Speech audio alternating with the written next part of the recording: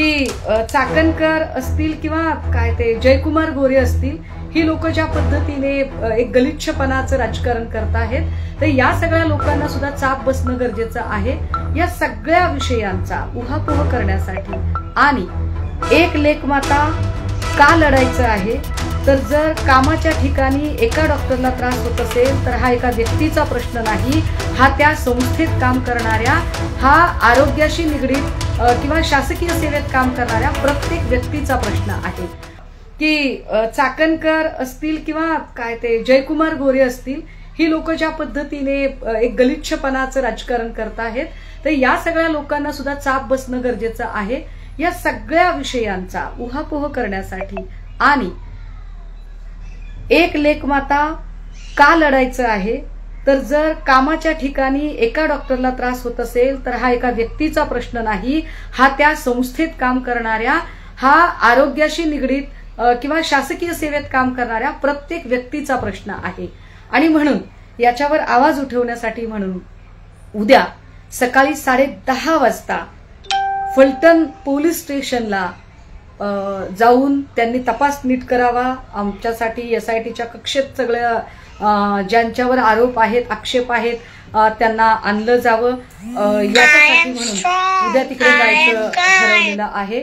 आता या सगळ्या संबंधाने मी आपल्याला दोन्ही हात तिसरं मस्तक जोडून विनंती करते, जात, धर्म, पक्षीय राजकारण याच्या पलीकडे जाऊन हे आवाहन करत आहे.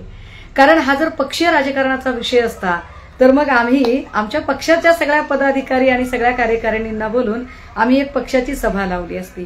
पण हा पक्षीय राजकारणाचा विषय नाही, हा विषय एका व्यक्तीचा आणि प्रशासकीय सेवेत काम करणारे प्रत्येकाशी निगडीत आहे.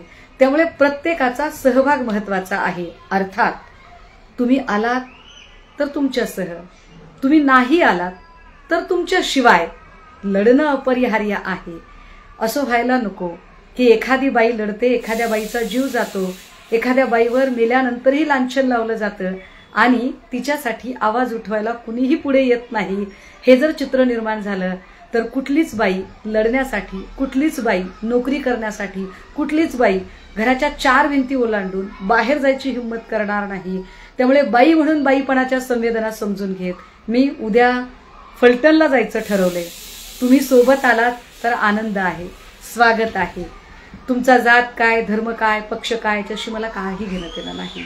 तुम्हाला जर अन्यायाविरुद्धची चीड असेल तर तुम्ही यावं, एवढंच मी सांगू शकते.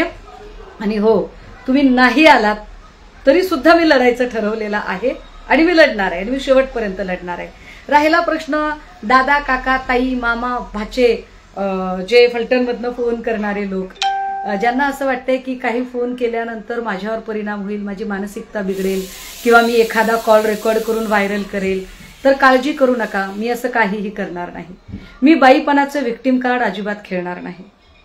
मी माणूस आहे, मी माणूस म्हणून छानपैकी लढेल.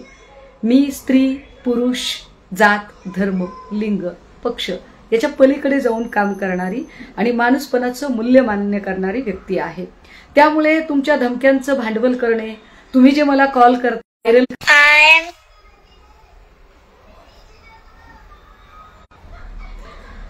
त्यामुळे आपल्या सगळ्यांकडून अपेक्षा आहे की उद्या आपण या लढ्यामध्ये सामील व्हाल. या लढ्यामध्ये उद्या अनेक संघटना येत आहेत. मी त्या सगळ्या संघटनांचं पण मनपूर्वक आभार की या सगळ्या संघटनांनी कुठलेही आडेवेडे न घेता एका बहिणीला न्याय द्यायचा आहे म्हणून सोबत यायचं ठरवलं. त्या सगळ्या संघटना, अनेक वकिलांनी यायचं ठरवलं, त्या सगळ्या वकिलांचे, अनेक डॉक्टर्सनी यायचं ठरवलं, त्या सगळ्या डॉक्टर्सचे, आपल्या सगळ्यांचे मी आभारी आहे की उद्या आपण सगळेजण 10:30 वाजता भेटत आहोत. बोलत राहूया, भेटत राहूया आणि लढत राहूया. लढणं अपरिहार्य आहे, लढावंच लागेल. नाही लढलात तर चिरडून मारले जाल, एवढंच सांगू शकते.